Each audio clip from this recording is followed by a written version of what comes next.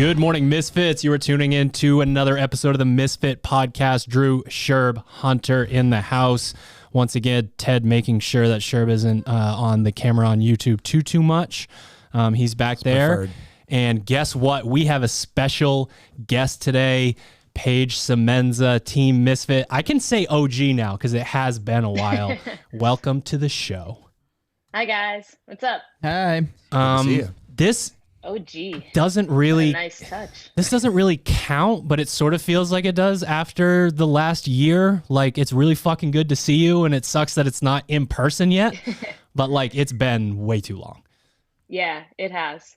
It is nice to be on the podcast with you guys too. So I talk with Gabe here and there, but not with you guys. So it's nice to catch up and I'm sorry. Be on the unprepared. Yeah. So before we get started, we have a grip test to do. Now, I was thinking we need to send. We need to mail our I like that. I actually really like that. Yeah, mail a Camry in the mail.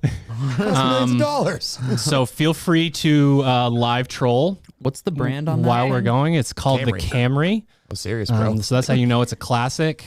It'll last forever. The same color as my car. Sherb. $29.99 on Amazon. Yeah, we're good. All right, Sherb, you're up first because you have lost every time other than once. You've come in last place. I'm gonna give Hunter. Keep an eye on that. I'm gonna give it a 5-star rating real quick on Amazon. Make sure his elbow doesn't touch. It's because you're a winner. 151.8. Wow. So I'm gonna have to bring it because I'm usually 150 to like 155. And again, we said this before the podcast. You guys didn't hear it, but my dog did bump up against my foot last night, and I was awake for like 1 or 2 seconds. So basically, I'm like Sherb having a crying baby all night. So I don't know. Yeah, central nervous system. Steve Perry. Steve Perry. Comparable. Squeaks. Is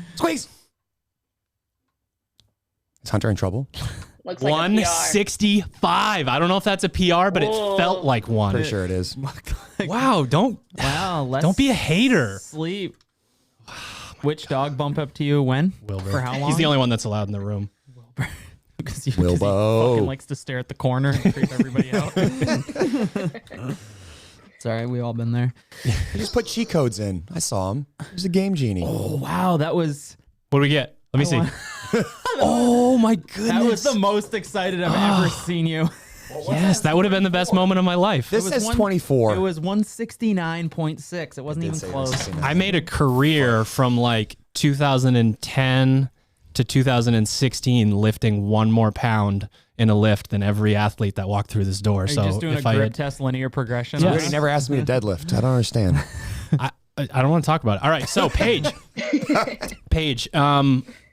I want to jump right into this because I've been getting a vibe, and it's been through social media, but I'm getting this feeling like something different is going on with you this year. And you're obviously need to speak to it so we can figure out what it is, but there just seems to be maybe a different energy, or I don't know if training is going differently, but there just seems to be something that has you like really ready to rock this year. Can we just remind the listeners real quick that she's the 12th fittest woman in North America? That's pretty dope. So for anybody who doesn't know. Yes. All right. Talk to me. What's going on? Well, okay. So let's kind of go back to COVID, I guess, right? Like, 2020 just, it sucked. It sucked for everybody. I honestly did not know how my training was going just because I was by myself 90% of the time. I had a lot of ups and downs through that, just like everybody, right? Difficulty is different for everybody on a different level. So I did have a lot of struggles through COVID. I was jumping in class a lot more, making sure that I was, surrounding myself with people. But, when everything was shut down, couldn't do that. Right. But it's just the discipline of training. It's just kind of, it's ingrained in my body. I don't know how to not do it even when I don't want to a lot of the time. So, COVID was a struggle, but having the fittest experience to look forward to in January was really awesome. So that was a big help, and just having something to look forward to, knowing that the training was going to be tested at some point.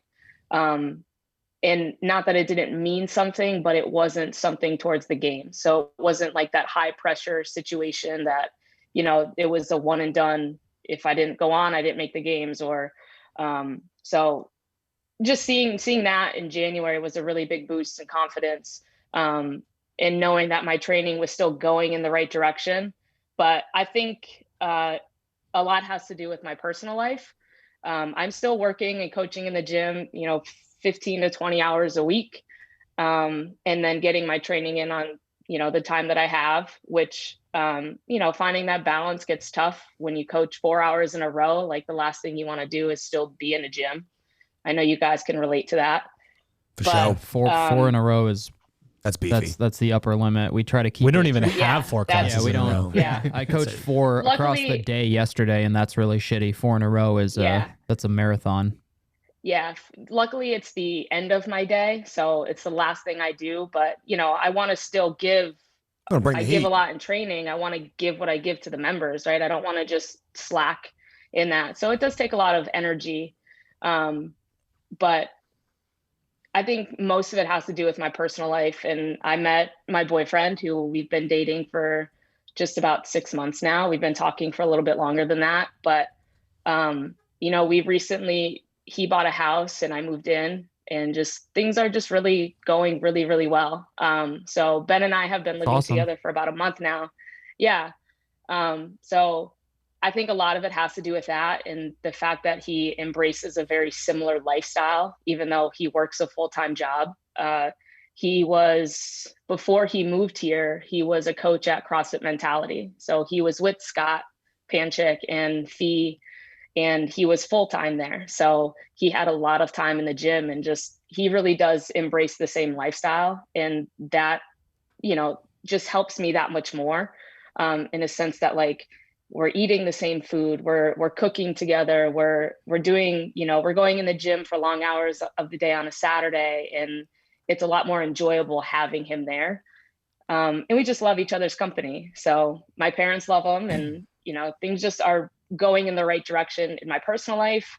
I'm staying injury free and I'm enjoying training. So, I mean, when you put, you know, a happy athlete is a dangerous one, right? So that's kind of where I'm at. Yeah, the people need to hear this stuff. They really do, because one of the things that I try to make sure all athletes know that I work with is just sort of that slight edge theory of what are like the little things that you're going to do that other people aren't doing, because across the community, people are doing long stuff, short stuff, lifting heavy. Like they realize, you know, they go through an accessory cycle and they realize there's injury prevention, and all that stuff is very important, those extras. But then we go into COVID and people, you know, maybe get a little bit of an extra nudge to realize that we are social animals, and that, you know, the personal relationships in your life, you know, in my opinion, after being in this industry for a decade, I think are like the number one marker of your health. You know, how are you approaching the day? You know, you have both this, you have essentially have two careers. You're a professional athlete and you're a professional coach, and you need to feel motivated. You need to feel fulfilled. You need those things in your life so that there aren't those crashes there. Cause I mean, we've got the, you know, gas, you know, empty the tank, fill the tank deal. And I don't think people realize that part of emptying the tank is your coaching, not just the training. And then part of filling your tank are the things that happen in your personal life. Like, so it's really important to have podcasts where it's not like, okay, did you go 5x3 or 5x4? Because that obviously is the reason why you're 12th in North America. So I love that answer. Thanks. Yeah. No, I mean, you know, the training is still the training, right? I'm following mostly what's on the blog with the few changes that Gabe will make in my template, and just hitting it hard. And for him and I, we've found this balance where he'll kind of highlight one piece of the day, like he'll highlight it in red. And that's the one that I give my, you know, my 110% to.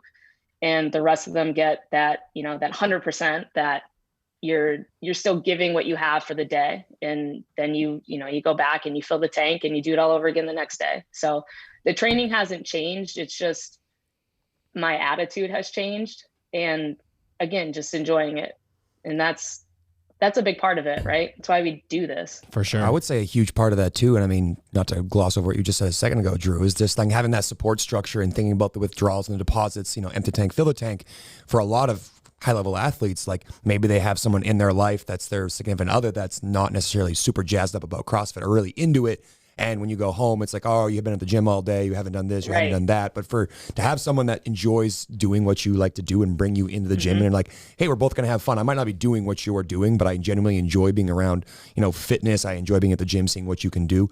Really takes a little bit of stress off your plate, because I do know people battle with that. It's like, yes, I've trained all day. Yes, I've coached all day, but I enjoy being here. This isn't like a chore for me to come back into the gym, but someplace I look forward to. And it's nice to have someone in your corner that's, boyfriend in this situation that also wants you to be there and wants to be there with you, which makes that stress easier, because then you're not worried about that time taking away from time spent with that person, which I do think really matters for a lot of athletes who are maybe overgloss how important it is to have a support structure around you and how important that is. It's not just like your coach, it's your family, it's your other relationships in life. So I do think that's probably a huge factor in why you're feeling the way you are, is that you don't have that added stress of like, hey, why are you doing another set of thrusters? You should be home with me. Feeling guilty about something that you're passionate about that's a really tough thing to balance. That's like a tightrope act at all times.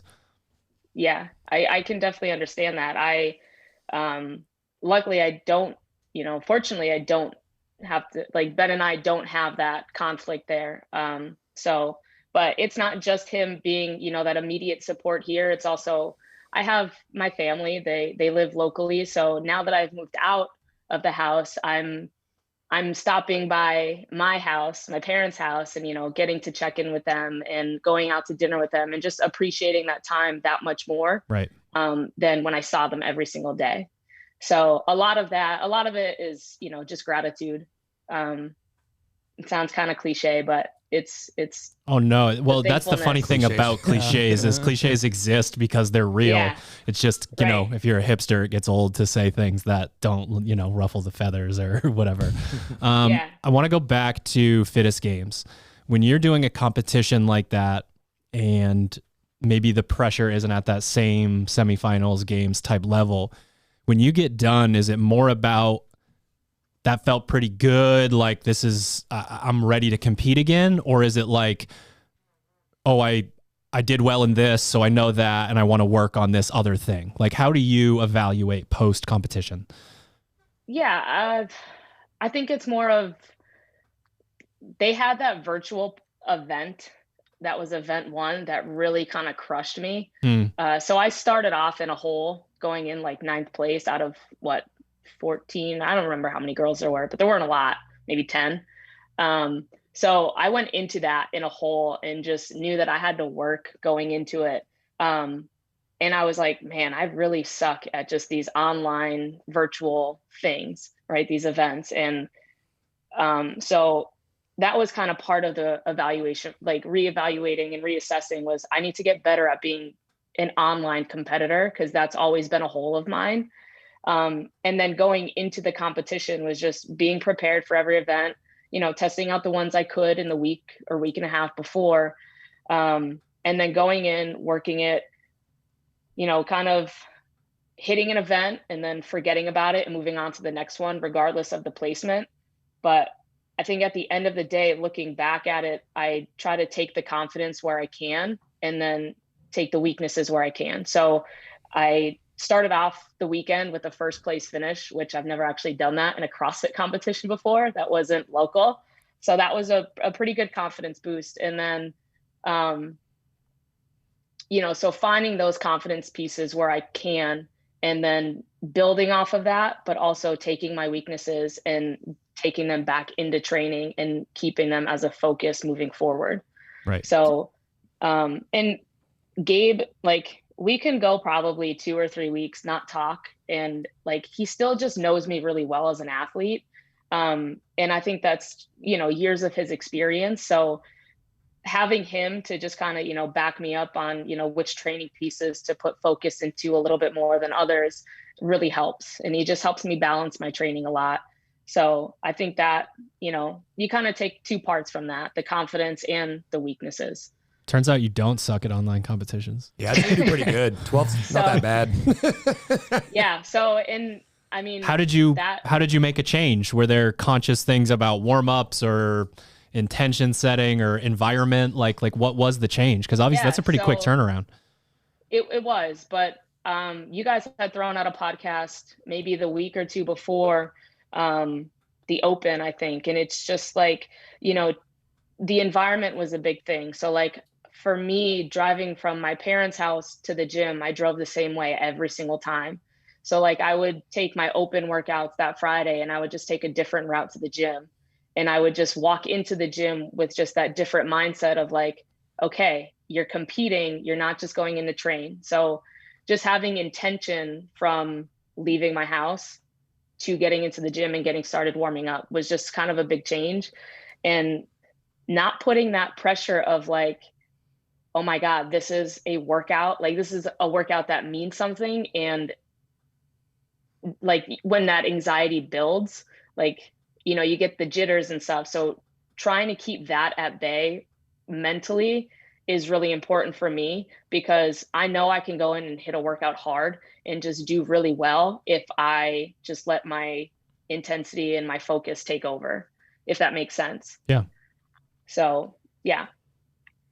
Out of curiosity, would you consider, and I think I know the answer to this, do you consider yourself kind of like a practice player or like a game time athlete? I'm guessing you know what like that kind of the difference. Yeah, no, absolutely. Definitely a game athlete. Like get me in the competition, let me get that pressure. I've always kind of thrived through that. So even back in college in hockey, when we're on a penalty kill and it means everything to stop them from scoring. Yep. Like if you put me in those pressure situations, I usually did very well. So I think just my experience with that, you know, kind of translates into CrossFit, but I definitely find myself to be a game player more so than a practice player. And go ahead. No, you go ahead, finish your thought. And that's just one thing that, you know, that's a weakness of mine, right? So I want to be able to, I want to get better at training like I'm competing, right? Yeah. So a lot of training pieces, when I share them with athletes, like I'm losing. But if I get into a competition, I'm about to try and convince you to go in the other direction, but you keep. Well, okay, I see what you're saying, but so sharing scores stresses me out. So a lot of times when, you know, through a training cycle, I don't like to share my scores a lot, just because I know that back and forth will just put unnecessary pressure on me to want to do better. And then I'm like, well, why am I not doing better? But it only hinders my performance. Yeah. So one of the things that I wanted to talk to you about is what I've always noticed is, you know, you'll come up for a training weekend and you'll have a few sticking points. And then I always see you post about those things for the next 3 months, 6 months, 9 months. And you are willing to be humble enough to step back and work on what you need to work on in a piece versus, can I game this? Can I not row hard because I know I can do these unbroken? Can I do all of these things that we have so many athletes do that don't make as much progress? Whereas you are like, oh, I'm going to get better at toes to bar. Like, you better believe it. Or I'm going, you know, this lift is going to improve. And there's also just something to be said about, I mean, this has been like an Olympic coach's mentality forever. Like, you cannot go 101%. Right. That many times within a given period. So like you might be hurting yourself both in gaming things that you shouldn't game to get better at, and in like, well, I mean, if you would come to my gym on April 12th, I would have beat your ass. Like, you know what I mean? So yeah. I think that actually, even though there's always within a CrossFit gym, the insecurity of like, I want to win this workout. It's one of the reasons why it works, but the sport and the affiliate class are so different. Yeah. They're like two totally different things. So like you can do pretty damn well for yourself if you show up to every affiliate class and hope to win. That usually works pretty well. If you want to get better at specific things, winning takes place when I, you know, reappear out of my gopher hole 6 months later and I'm better than you at something versus I want to beat you every single day, because it just doesn't work that way. Yeah. And when I come up for training weekends, like I'm smoked after it. Like because I'm around Caroline and Austin, and we're training together, and we're just pushing each other. Right. Like, that's that supportive push, but you're also just kind of upping that intensity a little bit more than when you're training at home by yourself.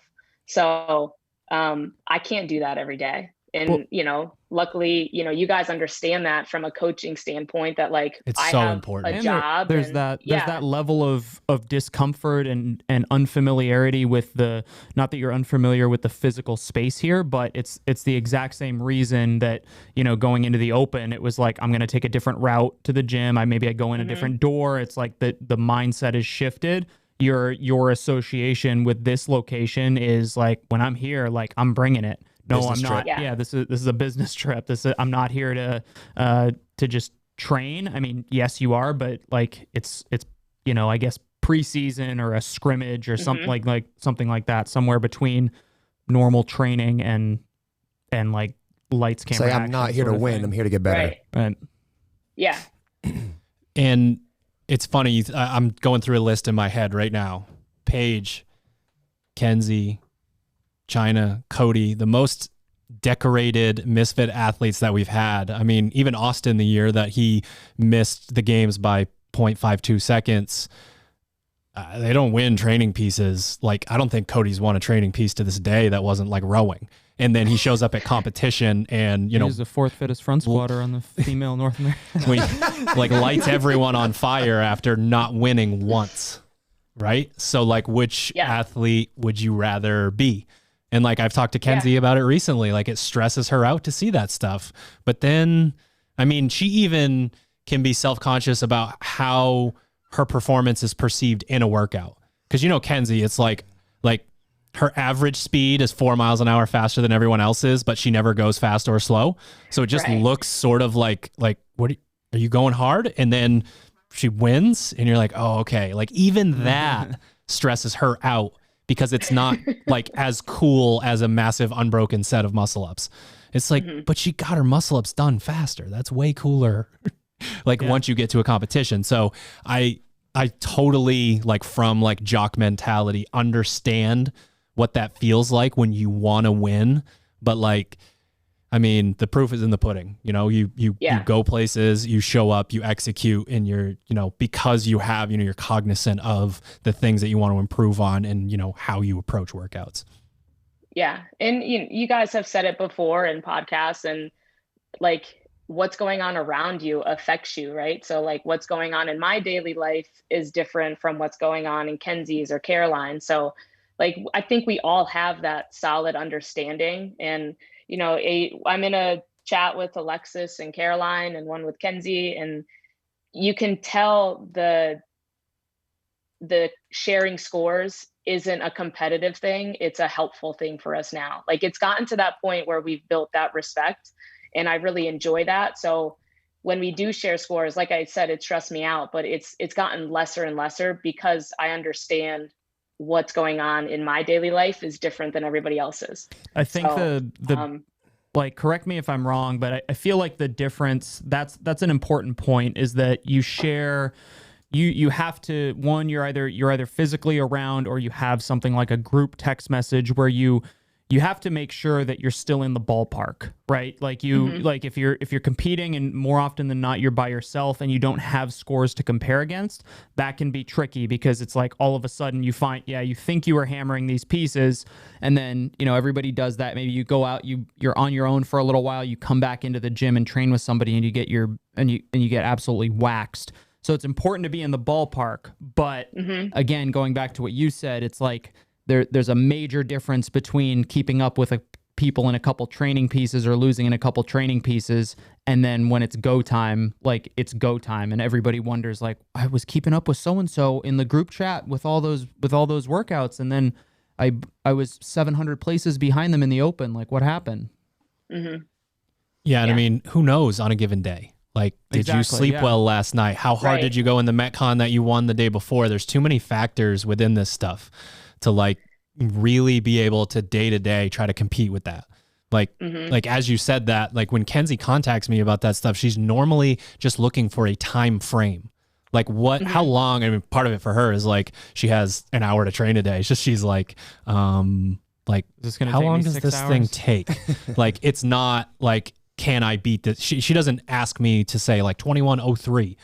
She wants to know like 20 to 25 minutes or something like that. Yeah. So that's the kind of information that I think a lot of people like. Like it's nice to on SugarWOD to click on it and see what the scores were for the gym. Because then you just sort of know what you're getting yourself into a little bit. But that can be Right. that can be deceiving too, because if you're either chasing, you artificially put a ceiling on yourself. You either say like, I either won or I lost. And we know the danger of that. It's, you're chasing somebody's score and it's like, yeah, I beat so-and-so in this one time. That the kind of the rough estimate, I think, is more valuable. It's like, hey, this is roughly how long you're going to be exercising within those constraints. Figure out what you need to do better at. Yeah. Yeah, I'll just say that you said this a long time ago to us, Drew, and there's a bunch of meatheads training in the middle of the day. You don't win or lose in training. You learn in training, and then you win or lose when it matters on the competition floor. So like, using that text group as an example again, you might be asking, all right, how did you break up the pull-ups? Like that's more useful information than what your actual time was at the end of the workout. Or like, how did the third round of this AMRAP feel? Like that type of information. I think those text groups are a great way to kind of keep each other accountable and figure out, like, did you have an experience that maybe you could teach me before I jump into this piece? But realistically, everybody could take an AMRAP that has 3 different movements and have, 17 different ways to attack it or approach it, because at the end of the day, we all need slightly different things when it comes to our fitness. Yes, this is going to be a certain stimuli, but like maybe your thing is I need to get better at handstand walking over a ramp, or I should try to do the muscle ups unbroken, or I've never done a rowing workout where I've held more than 1,000 calories per hour. Like there are differences in all those pieces, and a big part of what makes training successful for an athlete is figuring out what those things are and just hammering them over and over again. Like Drew was saying, come up here, maybe have a rough day on like a legless rope climb and go, all right, I'm going to make sure I do legless rope climbs 3 times a week for the next 3 months. So I know next time I come up, that's not the case. All right, Misfits, just a quick break to talk about some of our show sponsors today. We're kicking off with Sharpen the Axe. You can head to sharpentheaxeco.com and get all the swag that you need for in the gym, and most recently, and Drew said it last time, but I'm going to definitely double down on it. My favorite product, the Coach's Pant. If Hunter likes something, That's true. it's got to be good. Let's say something. Usually most things that come in, I'm like, yeah, it's fine. Like, Wish it was heathered. I'll take my pair. I wish it was heathered. If it's too tie-dye-y, maybe not. But no, the Coach's Pants specifically on this last release, super comfortable, super fun to like, or super fun. Like it's super fun. Oh my goodness. Most fun. I coach it. I like to coach in them. You took pre-workout today, didn't you? I did take Okay, yeah, pre-workout. keep I going. took a special pre-workout. Dropping the hint. Tingly. Coach's Pant. I actually coach affiliate class in them and can actually demonstrate movements like squatting without worrying about the pants exploding on me, which is very nice. And then every Friday, some of the crew and us go out to eat, and I feel like I can just kind of leave the gym and it doesn't look like I just came from the gym. So longest ad read ever, sharpentheaxeco.com. You can also use the code word KEALA, Keala, to save 10% on your order and donate 10% to an awesome foundation. We are also brought to you by Proper Fuel. You can head to properfuel.co, use the code word MISFIT to save on your first order. It has these 7 essential ingredients for after your training. And recently I was asked by someone, I really love the protein aspect of it, but like, why the carbs, right? Why do you throw carbs in the protein? And, for a lot of people, they might try to be hitting their macros, but I was like, what's really nice about the carbohydrate is it actually nearly doubles muscle protein synthesis in comparison to protein alone. So if you're What is really muscle protein synthesis, Sherb? rebuilding those muscles post-training. So you know how we get a little Explain why sore I'm and we're so trying much to get a little thicker than yoked. Hunter. Maybe try to look like Austin, maybe. I don't know. I'm still maybe taking a 12-scoop program soon to get Goddamn there. Triple H out there. But again, if you're looking to get all you can from your post-workout supplement, protein, carbs, electrolytes, digestive enzymes, I'm going to forget a bunch of other ones. But hey, guess what? It has everything that you need. So again, you can head to properfuel.co, use the code word MISFIT to save on that first order.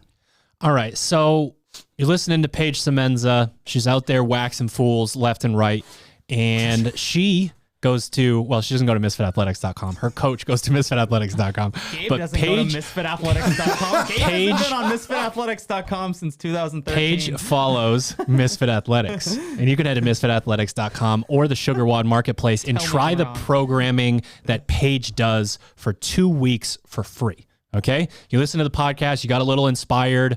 Oh, wow, Paige did this, Paige did that. Well, guess what? That's what Paige does for programming. Also, You forget sometimes how fit these knuckleheads are. This is why I only work out on camera when there's muscle ups. They follow teammisfit.com affiliate programming. That is what they do. Sherb hides in his basement all the time, or garage basement, and does like 6-hour bike rides and stuff. But they follow the Team Misfit affiliate program. Can confirm. I don't do that. Hey, and it's a great program. It's a like absolutely fantastic program. Not necessarily always following that like linear progression strength work, and then all of a sudden, boom, everyone in the gym, GPP, is the king of all things. They all PR their CrossFit total. PR'd my back squat for the second time in 2 weeks after not having done it for like 6 years. Yeah. So anyways, all that being said, if you are an affiliate owner, if you're a member at an affiliate, and you want to bug your affiliate owner, if you are a coach, you can head to teammisfit.com. Try it for 2 weeks for free. What are you talking about? SugarWOD Marketplace, 2 weeks for free. That's right. You can see what is going on there. MisfitAthletics.com, teammisfit.com, SugarWOD Marketplace. Let's get back to the interview. We talked about, I mentioned the whole slight edge thing, and we talked about what you're doing outside of the gym. But we do still have our people. I wrote a musing recently, something to the effect of, yeah, I know, but. And it's the people who you talk to about their mindset and, that sort of stuff. And they're like, no, how many sets of this thing do I do to get better? So in the past, I don't know, I would say 2 or 3 years, we've transitioned more from those are the words in the sheet, you do what we say and it is what it is, to being more motivational and persuasive and things like that. So on the side of training in the gym, is there anything that you've changed, that you've gravitated more towards? Is there anything that someone could really like put their finger on and say, okay, this is a change that's being made that has to do with, even if it's recovery protocol or accessory work or whatever? Yeah. So I've actually had, so Ben and I, we send quotes back and forth to each other, but one that's been like sticking in my head a lot lately is how you do anything is how you do everything. So, and that goes from the moment I wake up until the moment I go to bed, like just making sure that I know I'm that person that needs to do everything well in my head, right? Like what's right for me. So that starts with just like making my bed the right way. And if I don't do that in the beginning of the day, like it does, offset my day a little bit. So from the moment I wake up, I'm making sure I make my bed the way I want it made. But in the gym, the warm-ups, the morning movement, I think that has been a really big change for me, is hitting the morning movement. Wait, you even do that? if I don't, I do. Awesome. Yeah. Everybody, please listen to Paige. Do the morning movement. Thank you. Austin said that too. Yeah. He said that's his favorite change.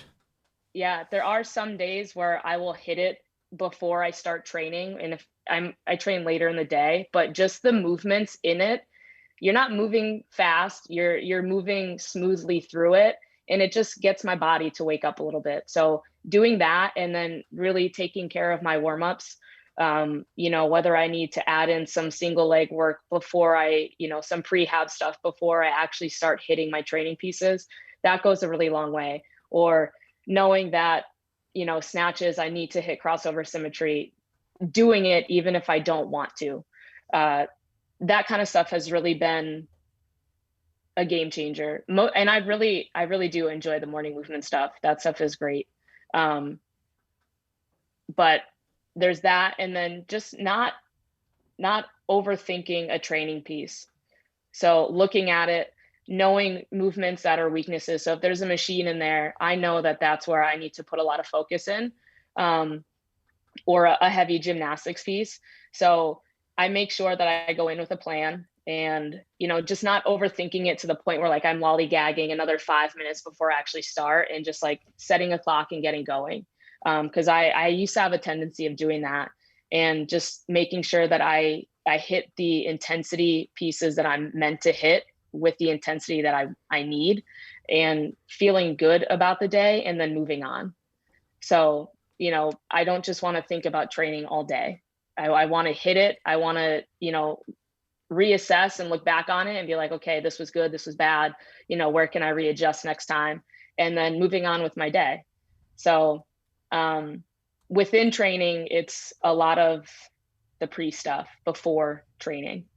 And again, cooling down, you know, like you guys had said in the Comp Block 2 podcast, you know, hitting primers and hitting cool downs after your Metcons and things like that. So I get so sore when I don't cool down. And I like, you remember it and you're like, damn it, I could have walked in a circle for 10 minutes and I would feel so much better right now than I do. Completely relate to that. We did 150 of those Russian kettlebell swings and just jumped in before class. Terrible choice. Terrible choice. You programmed that, didn't you? Yeah. My fault. Take it. That was me after that goddamn GHD pistol quarterfinal workout. You mean like, which one, the individual or the team? Yeah, no, the individual. Yes, I was fine after the team. Yeah, yes. I was fine after the team one because I sat down and felt sorry for myself, but I did it while I was rolling out my quads and my abs, so I felt fine after. I'm a firm believer in people have to experience something to really kind of understand it, and part of that comes from, like, I hated school. Like, it was really, I never felt like I was learning anything. I felt like I was like stuck in a room, like they were forcing me to be stuck in a room, and that was sort of the end of it. And I had to do it for 20 some years. So it's hard to, and I think this goes back a little bit to the motivation thing and the persuasion thing. But if you had told me, you know, if you had talked to me about the making the bed or the how you do anything is how you do everything, like in a literal sense, 5 or 6 years ago, it would have made either no sense to me, or it would have been like, okay, yeah, whatever. General so-and-so said you're supposed to make your bed. Cool. It sounds exhausting, and it is the exact opposite in real life. Mm-hmm. When you pay attention and take care to everything that you do, it has this like calming effect, and there isn't this like feeling that you have to rush from this thing to that thing, and oh my God, I did this thing, now I have to do that thing, and where you just want to tell someone like, you're alive. Do you expect you're just going to lay down on the floor? Like, are we done? Is it over? Like, so for anyone that's listening that feels like they're hearing that same thing again, all I can say is try to experience it. You don't have to buy in fully. You don't have to have that, but there's really just something about, after being in, you know, sort of a teaching profession for so long, you can talk at people and all, just so much. And it might, you know, it might sound like a good idea to them, but it doesn't really work or take hold until you experience it as a human being. I mean, that behavior is just, you do something super simple. I mean, make the bed. What's that take? 30 seconds? Like literally 30 seconds of your life, and you have something accomplished for the day. And that behavior of creating momentum throughout your day carries over to then, like you said, making sure you go to the, you know, the affiliate and you get your prehab stuff in. And it's silly to think that like making the bed somehow led you to do your prehab stuff, but like you start getting these behaviors. Becomes like second nature. I just check this box off, check that box off, and before I know it, I'm stacking so many positive habits that I see the needle move, and all of a sudden I'm the 12th fittest, you know, woman in North America. Like that literally happens. Congratulations. I know I'm not there yet. Hopefully I'll get there someday. But they're like those type of silly habits, like, hey, just get up and, you know, brush your teeth or make the bed. Something simple that doesn't take a lot of effort. Drink a glass of water. All of a sudden becomes 30 habits stacked out the entire day, and all of a sudden you've made noticeable change. And like you said, crazy improvement in your fitness, or maybe that's in business, or whatever the, you know, the aim is, regardless of what your scope of practice is. Getting early wins builds positive momentum. You want to have that positive momentum because then you accomplish great things. Like, again, 12th in quarterfinals. Talk to me about expectations. When you go into a competition, you know, you're at an in-person competition and you're getting ready to go out and do a workout. What expectations do you feel like are put on you either by yourself or by other people or the community at large? How do you think about that, if you do think about it at all? I think I try to keep that at bay. I think if I try to put too many expectations or too high of expectations, then I just turn it into too high of pressure. And I don't really function that way. So I like to make sure that if I'm going into, you know, whether it's an event or a full-on competition, that like I'm loose, I'm happy, I'm, you know, low stress, and I just have to focus on the task at hand. But also have, you know, the right people around me to keep me laughing and keep my mind off of it when I need to keep it off of it. I definitely have a ton of support between, I work at 2 affiliates. So I work at Vertex and I work at NEPA, and just the members and the coaches and the owners like have been, you know, nothing but support. And, I definitely, their motivation for me, but I know that at the end of the day, no matter where I sit on the leaderboard, they're going to be proud.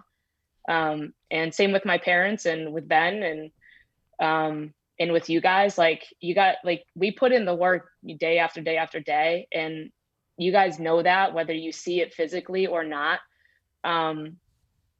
So I try not to keep that expectation there, but I know as a competitive athlete and being a bigger name on a leaderboard that it's going to be there no matter what. So just trying to play into that role of I'm a games competitor, I'm an athlete. This is just what I do. I go out and I compete. So I don't know if that really answered your question. Yeah, it definitely does. Do you feel like, like if you're going out onto the competition floor, what means the most to you within that moment? Like where is your head at? Because I asked the question because I don't see you worrying about either expectations of people that don't deserve to even be in your brain, or a lot of times people worry about expectations, whereas the person that they're worried about would support them no matter what. So like that's to me is such a black and white situation. If someone puts like ridiculous expectations on you and your relationship with them is dependent on those things, bye. You know what I mean? Like that shouldn't be part of it. So I see that in you. I see you sort of live in the moment at competitions, and I'm just wondering if there's anything to your psyche, but you sort of already answered, like you do know that your support system, like we're there's two different kinds of partying post competition, right? Like hell yeah, or like, whew, that was crazy. Like we got another year coming up. Let's pretend we don't for a night. So like those people are going to be there no matter what. Yeah. And I think, the owners of Vertex, I'm really close with them. Joe and Kalina, they, especially Joe, like at the end of every competition, like he's just so motivated and excited to see what comes next.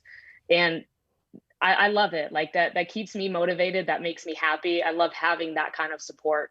And I think, honestly, I really think that's all I'm surrounded by is just, we're excited for the next one for you. And that helps. That really goes a long way. As far as like when COVID hit, I wasn't sure if I wanted to keep competing. So like the fittest experience was me figuring out if I am still loving this or if I'm not loving it.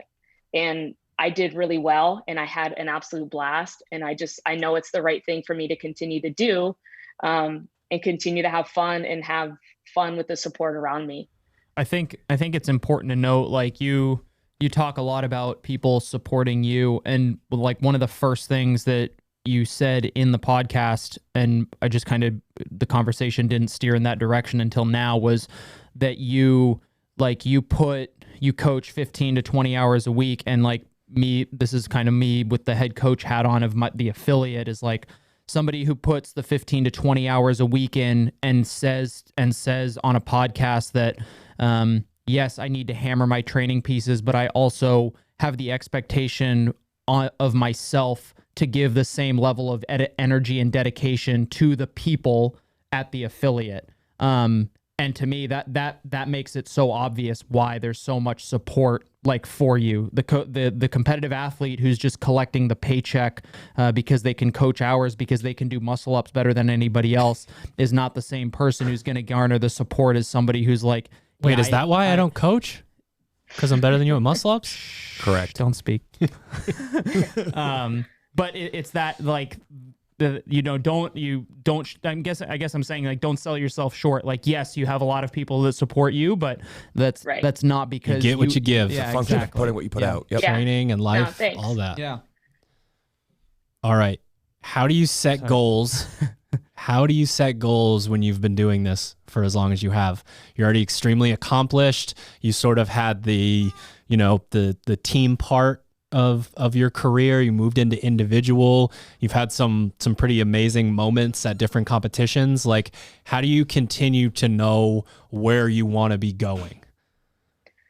I mean, seeing that the games, I mean, it's an ever-changing, climate there, but you always know that there's going to be, right.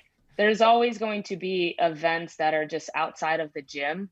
and just continuing to get experience in those, I think is, really important, with the swimming, with the odd objects, things like that. So just continuing to expose myself to those things throughout the year. Like games training, when we get to that block, is my favorite time of the year because we're so much more outside of the gym. And just staying in contact with Gabe and making sure that, I know gymnastics are still a weakness for me. So, hitting small benchmarks throughout the gymnastics, whether it's you need to complete 100 toes to bar and every time you break, you rest 4 minutes. Well, maybe I try to get it from 5 sets to 4 sets, and, having those little testing pieces throughout, help me kind of keep my smaller goals going forward.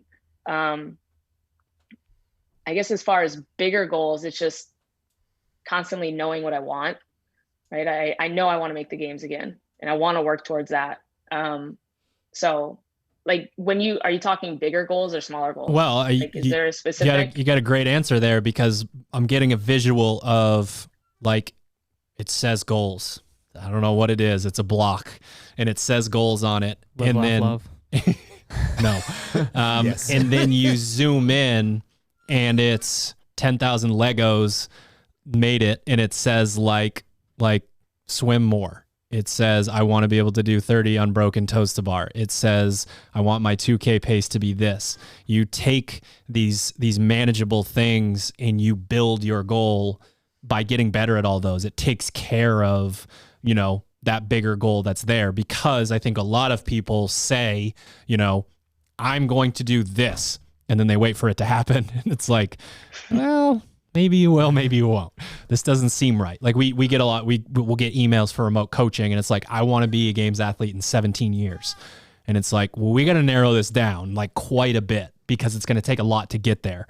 So I like that answer. I like the fact that you create that bigger picture by, again, taking things, sort of one step at a time, instead of like, well, this is what I wanted, why didn't it happen?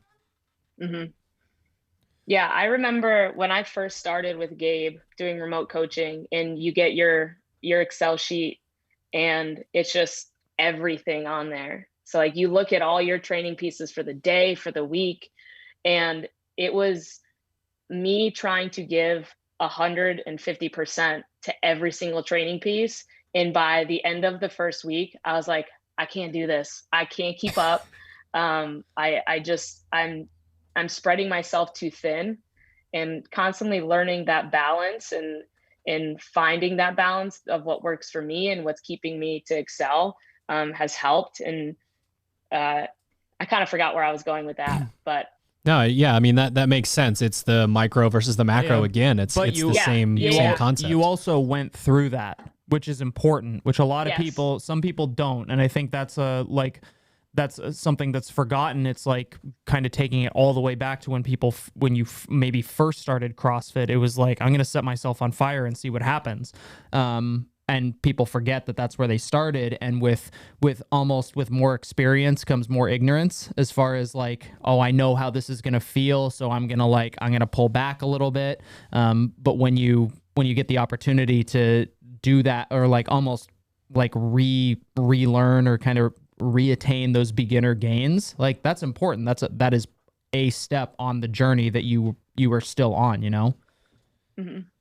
I was just going to ask you, when you were going to Drew's question about the goals, how do you evaluate how things are going? Is that like a daily process? Is that piece by piece? Is that phase by phase? Because I think a lot of athletes, see the writing on the wall of what we're, going for objectives for a phase, and maybe put all their stock into one single thing versus all of the things that we have to, be able to do at a very high level, and kind of going to what Hunter said the other day on the podcast about, sucking less. Like, you are only as fit as what you are worst at.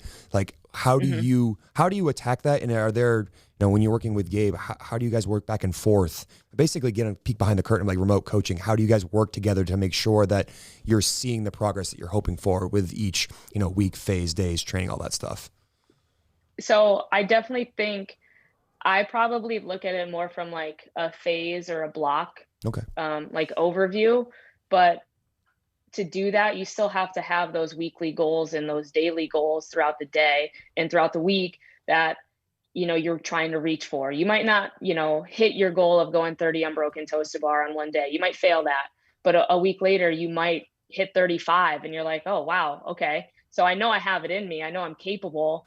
So you kind of have, those ups and downs, those ebbs and flows. But for me, seeing it kind of come together at the end of a training block, usually I'm pretty beat up even by the end of the training block when we're getting back into those test pieces. But there are little bits and pieces in certain Metcons where I'm holding on to the pull-up bar longer than I did in the first week, in the test week. There are, I'm holding a row pace faster than I was in week 1. So that's kind of where my big picture comes in and where I see the biggest changes for myself. In the open and in the quarterfinals also, showed me a couple of those things, and doing some qualifier workouts where I'm testing myself. Like I can see those changes. And that's where I kind of give the feedback to Gabe. Like a lot of training pieces for me is, a machine. I want to hit that machine hard. And I always want to make sure that that's where I'm getting the most adaptation in certain workouts, because that's my weakness. So workouts like that, I can see where I'm holding a pace that I wasn't holding previously. And that's kind of, those are my kind of goals, is making sure that, what I once didn't do, I can do. I'm so happy to hear you say that too, because that's sort of what I was getting at. Because a lot of people, again, just get so fixated on, did I go 1 second faster or get one more rep in the AMRAP, versus like, hey, I couldn't do 30 unbroken last week, but I did 35 unbroken this week. And like, what is the connection to be drawn between how I did last week and this week? What changed? That information for a lot of athletes, I think, really goes in one ear and out the other. And they're wondering why at the end of the phase, like, yeah, I hit all the pieces you told me to hit. Why didn't I get any better? Because they don't do what you just said there, which is, hey, figuring out what caused this to be different. Did I sleep better? Was I longer in my legs as I swung them behind me in the toes to bar? Those things are super important. I do think that a lot of people stand to gain a ton of benefit from learning that at your level, and really at any level, that you should really focus on micro goals within a training piece, within a training week, within a training phase, because they stack upon one another. And soon before you know it, you take yourself from, oh, I used to do so-so on online quarterfinals to what I do now. So I just think that's a really important point that athletes should really kind of hook themselves into. It's like, I need to find that thing that I'm after with this piece and focus on that. And you got to love machines because the screen's looking right at you, but some things are a little bit more subjective and by feel. So again, just a great point that you made. I'm so happy that other movements don't have that. Like if I was running and I had like an Ironman heads up display and it was like 0.1 calories per hour. Like, judges like the whoop. Are you even working out? Yeah, seriously. You've brought up the season structure a few times, sort of indirectly. How did you feel about it? Like, did you like that the Open didn't matter as like practice, or was it like, what is this? I liked it. I mean, it's constantly changing, right? So until we kind of know what it's going to be, like, there's just like that bit of anxiety of like, what's next? But at the end of the day, it doesn't matter, because whatever comes next is just going to come next. So it's just, putting yourself out there and being ready for it. I was actually, the Open was much less stressful. I had a lot more fun with it. I still did, some of the workouts twice. Because why not? Good practice. So just to get ready for semifinals, obviously quarterfinals. I only did the workouts once and just made sure that I really attacked them in the best way possible. I was actually, when they announced that 21.2 was 17.1, I was so sick to my stomach because I did not want to do that workout. Same. Yeah. And I actually didn't do so well in 2017. So to see that score be 2+ minutes faster than I was in 2017 was a really big boost for me, in a workout where like, you just kind of have to suffer. So that was pretty awesome. Man, that's got to feel great. Cause like I mean, there's just too many hours and training pieces and all these things that you've done and things that you've sacrificed, as a person, like those moments where it's like, 2 minutes. It's an eternity. Yeah. That's like 2 years. Yeah. Right. And then it was, also the higher skill pieces, right? Like, not that, the wall walks were hard. That was a very hard workout. on the shoulders, and the final workout was just, kind of a bloodbath of a workout, but just feeling the changes, seeing the changes happen, and knowing that such a high volume gymnastics workout would normally be my worst workout. Seeing that improve so much, like that is really eye-opening for me. And then same thing through quarterfinals, a handstand push-up workout, it turned into being more of a double under workout as long as you can move fast. But, strict handstand push-ups, kipping handstand push-ups, they're never my strongest movement. And being able to take a top 20 score on a workout like that's really big for me. So I really enjoyed the flow of things so far, and I'm just, I'm excited to see what happens next. So did how the open and quarterfinals, because there's so many different things, sanctionals, regional, I have to make sure I'm saying the right thing. Right. The open and quarterfinals change your opinion at all on whether you wanted to compete in person or online? And because you guys, quote unquote, got to choose. We don't really know what that means. We might find out tonight what that means. Yeah. But like we said before, like I am a games competitor. I love to be on the competition floor, but I think the last, quarterfinals and open, I've really proved to myself that I could do virtual and still be a solid athlete to compete against. So for me, I actually put that as my first preference, was to be virtual. Atlas Games would have been the closest for me to drive to. But my gut was saying, go for it. And just strategically, we'll see what happens. Yeah. I know. But just, strategically thinking, just trying to set myself up for success. Like that's just where my gut was going with. So I went with that. And then I said Granite Games, and then the MAC, and then West Coast. So yeah, it's funny that Hunter says that. We talk about, we'll pick whoever, Michael Jordan, Kobe, Tom Brady, whatever. We'll talk about these people, and they're all like, I don't care where it is. I don't care what shoes you give me. Yeah. I don't like grips, powder coated pull up bar, is it strict handstand? Do I have to crawl? Should I use my weightlifting shoes for these rope climbs? A truly confident athlete who's ready to get after it is like, it's sort of that like name the time and place. Like, I'll be there. Let's do this kind of a thing. So I think that for you, for where your head's at as an athlete, which we know is like insanely important when it comes to competing, it sounds like you're in a really good place, because it's like, I'll go where you guys tell me to go. Let's get this done. I think that's a really cool sign. Yeah. Thanks. Got anything else, gentlemen? No, I'm just fired up. I can't wait to hear where people are going to end up for the semifinals. That's supposed to be today, right? That's supposed to get announced today. They sent us an email just for like proof of citizenship. So I haven't been this is the first time on my computer, but just getting back to some emails. So I'm not sure if that affects them telling us Austin today or and not. Caroline said that, and they made it sound like you have to do it by like the couple days, like a week from now or something like that. So I don't know if that's for just like general verification purposes, or if that's going to get delayed. I feel like they got to do that sooner than later. They also have teams. Be pretty helpful as a coach. But yeah, I feel like that's probably more for like, someone like Tia, who's in the US, but she's an Australian or something like that. I don't know. So we'll see. I'm excited too. I'm nervous, but it is what it is, right? Yeah. You probably wouldn't care anymore if you weren't nervous. I think that's the sign of what that means. How did you, out of curiosity, how did you choose your order? Was it more like a convenience thing, like the physical movement? Is it like around the country, or was it? No, it's kind of a combination of things. It's, not that every athlete isn't strong in North America, as a great competitor, but I would think the top athletes want to travel somewhere to be in person. Yep. And I kind of got that feel of being in person when I went to Texas.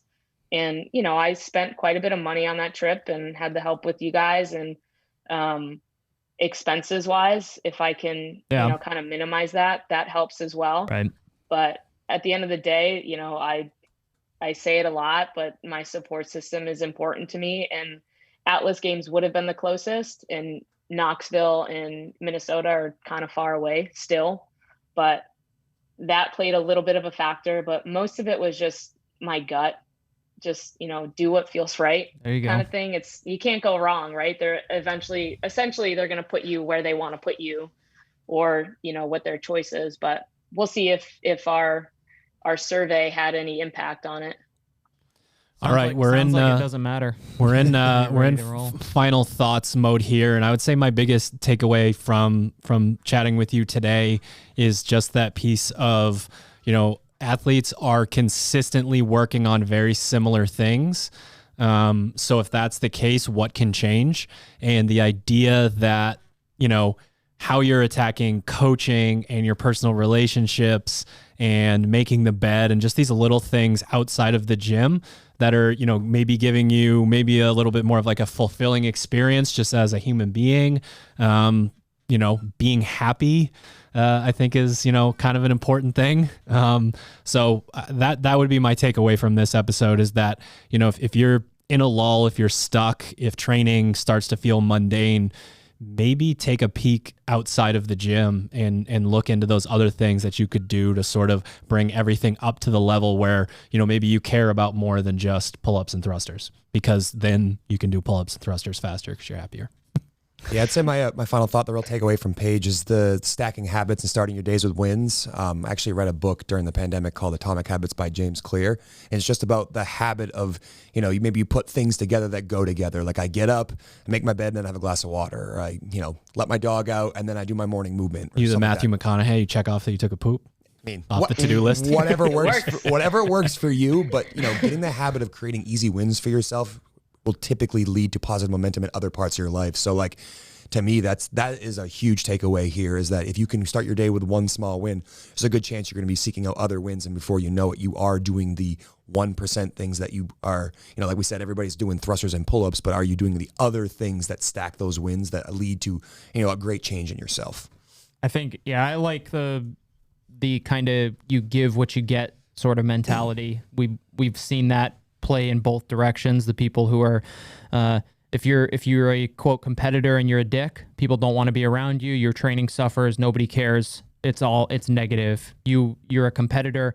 You care about other people. You're worried about, you want to give the energy to the affiliate members when you coach class just as much as you do in training. They see that, they feel that, they give that back to you and reciprocate it in the same way. So I think, for the competitors out there, don't be a dick.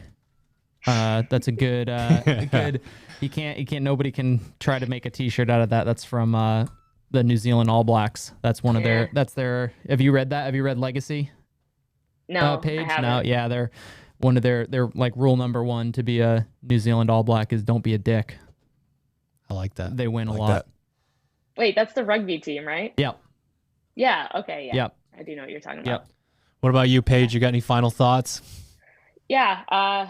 At the end of the day, you have the support, you have the skills, the capacity, but at the end of the day, it comes down to your discipline and just doing what's right instead of doing what you feel like doing.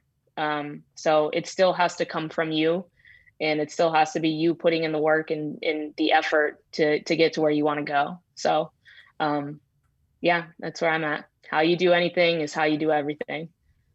Love it. There it is. All right. Well, thank you so much for taking the time out of your day to chat with us and the Misfit community. It sounds like we have pretty stiff competition, but we are going to be vying for the #1 Paige Semenza fans in the world here in about a month, cheering for you.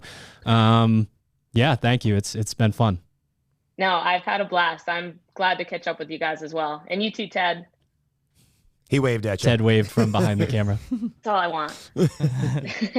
All right, ladies and gents, thank you for tuning into another episode of the Misfit Podcast, and thank you to our show sponsors. You can head to properfuel.co and use the code word Misfit to save on your very first order of Proper Recovery. We're also brought to you by Sharpen the Axe. You can head to sharpentheaxeco.com and use the code word Keala, Keala, to save 10% on your order and donate 10% to the Keala Foundation. And last but not least, we are brought to you by ourselves, misfitathletics.com, teammisfit.com, SugarWOD Marketplace, individual programming for all levels, affiliate programming, all that good stuff. 2 weeks for free anytime at those places.